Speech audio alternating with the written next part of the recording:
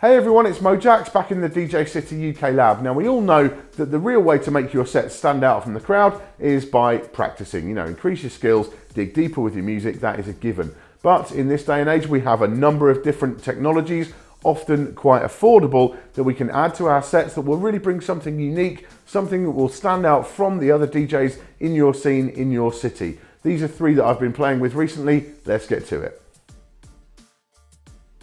Now, first of all, I've been looking at the KORG Mini KAOSS pad. Now, this is a super fun little unit. It's really small, really portable. You've got 1/8" jack connections for in and output on there. There is an optional power supply available as well. The sound of the effects that you get on it are wonderful. You've got everything from sort of filters to delays and loopers, flanges and phasers, all that kind of stuff.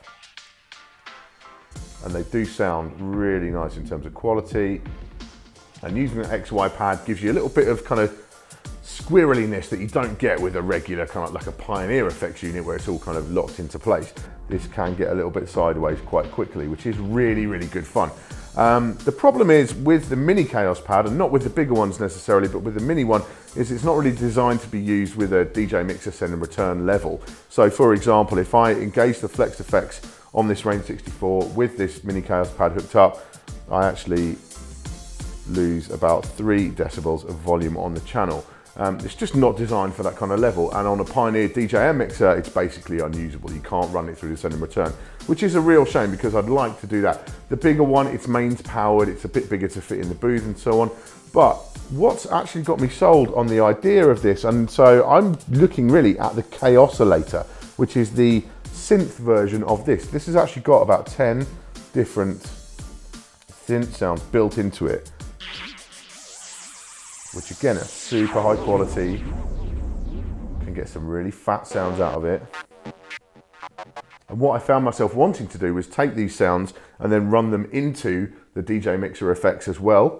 So you can imagine chopping that up with a transform effect or something like that. That's what got me really excited. So for around about sort of the $200 mark, I would suggest really for DJ use, the KAOSSolator is the one to go for. You've got like 150 different sounds in the KAOSSolator.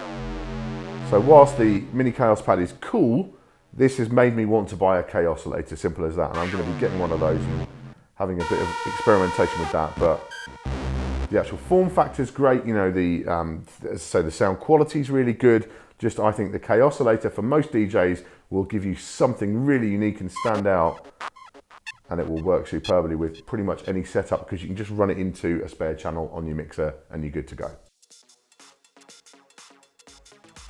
Next up is the Omnitronic ISO 23. It's basically an old school New York style rotary isolator, rack mount, and it gives you full control, full kill over 3 different frequency bands with a +6 dB boost on there as well. Isolators are a different experience from per channel EQ. It really lets you chop the sound up, having the widely spaced large knobs on there, their Alps Blue Velvet pots in there.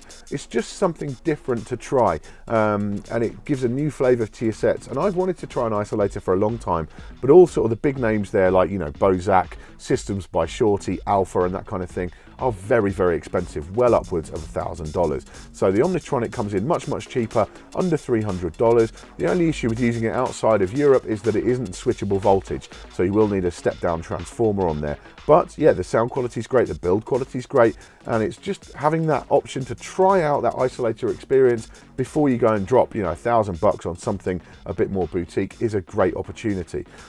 They do a few different flavors. You've got this one, which is a standard 3-band. There's one with 2 line inputs on there, so you can run 2 decks individually into there and use them in that fashion. You've got one with a send and return loop on there as well. So a few different choices.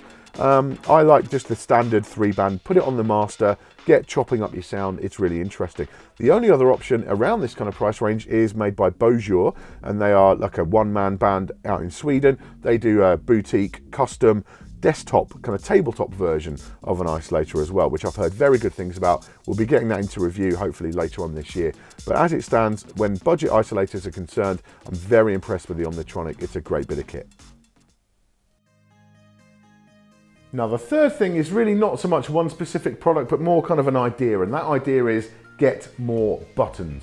Now I know it's an ongoing joke that DJs just push buttons nowadays, But really, if you're a laptop DJ, if you are using Traktor or Serato or Virtual DJ or DJ, any of those, then really you're wasting an opportunity if you don't get into a bit of custom MIDI mapping. And as cool as it is to have products which I really like the Reloop Neon, the Akai AFX, the Pioneer SP1, that kind of thing, within Serato, because they're official accessories, the mapping is tied down. You can't do anything custom with them really at all. So it's worth having an extra controller on hand that is not supported officially by Serato, and you can just map it to whatever you want. So any old pad controller, like this old KORG pad control, there's loads of good ones from Akai, you know, the MPD range or APD range, are very good. And you've got basically a bunch of pads, got XY pad on here as well, you've got some knobs on there, you can map those however you want. You can have your cue points vertically, horizontally, you can have multiple deck cue points all set up together. There's lots and lots of different choices with a pad controller or a button controller in general,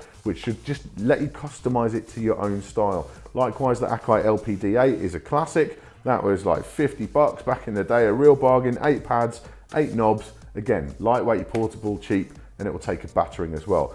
I'm also quite a fan of the Novation Launchpad range. You know, they've got various different models. This is the Mini, and we've got tons and tons of pads on here that we can map to whatever we want. So that could be effects, loops, the SP6, all that kind of stuff. Likewise, if you want something a little bit more boutique, a little bit more pricey, then there is the DJ Tech Tools MIDI Fighter range as well. These are really good. They've got the arcade buttons on there. That's a unique kind of experience. But whatever you pick up, get lots and lots of buttons. Get yourself a few extra buttons in that booth with you. Map them before your gigs into a nice custom layout. And again, that's something that's going to help you stand out from the crowd, bring a unique perspective to your sets. And really, that's what we're looking for. Thank you very much for watching today. Make sure you subscribe for all our future tips, tricks, and product reviews. I'll see you soon.